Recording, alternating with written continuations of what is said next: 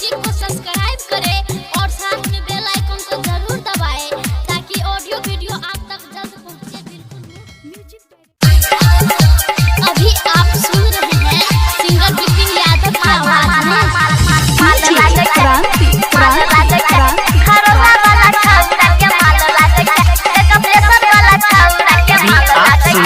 त्रिलोकी recording studio Delhi से।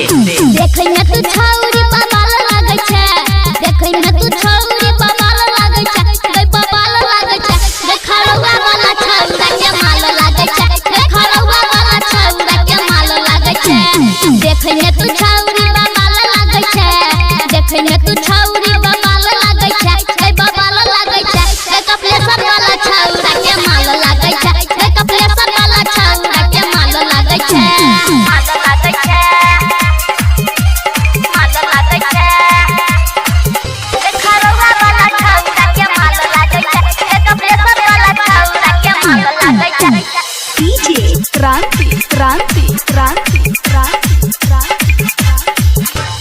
बुढ़ावा के मुंह से पानी चुआ ठोपे ठोप गे, केनी के तोले छ जब लाले ये सकट गे, बुढ़ावा के मुंह से पानी चुआ ठोपे ठोप गे, केनी के तोले छ जब लाले ये सकट गे। हमरे ई सब 16 साल लागै छै, हमरे ई सब 16 साल लागै छै, 16 साल लागै छै। मधुबनी जिला छौरा के माल लागै छै, दरभंगा जिला छौरा के माल लागै छै।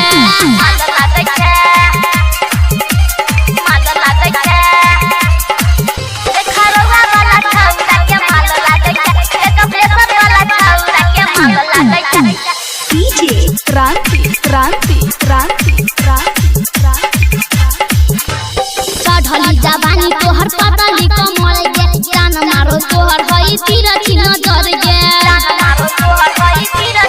चढ़ली जवानी तोहर पतली कमर गे, जान मारो तोहर हई तीरथी नजर गे। छोटे छोटे कपड़ा में कमाल लागै छै, छोटे छोटे कपड़ा में कमाल लागै छै, कमाल लागै छै। मधेपुरा वाला छौरा के माल लागै छै, सिहरसा वाला छौरा के माल लागै छै।